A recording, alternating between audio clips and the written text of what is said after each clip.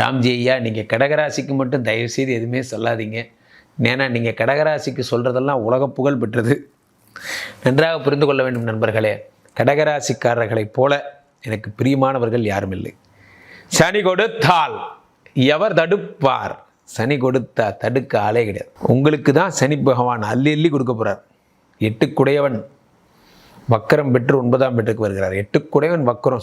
சொத்தாக வாங்க போகிறீங்க. ஒரே சொத்து தான், ப்ராப்பர்ட்டி தான், வீடு தான், காசு பணம் துட்டு மண்ணி கொட்டப்பிடிச்சி நைட்டில் கலக்குறாங்க. ஹைட்டில் தலைக்கால் புரியலை. காசு பணம் உங்களுக்கு தான். காசு பண்ணலாம். 8 வக்கரம் பெறுகிறான். 8 வக்கரம் பெறும் பொழுது பணம் வரப்போகுது. வறுமை ஒழிய போகிறது.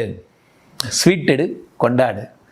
இன்றோடு வறுமை ஒடிந்தது அப்படிங்கிற மாதிரி வறுமையெல்லாம் ஒழிய போகுது. 8 வக்கரம் பெறுகிறான்.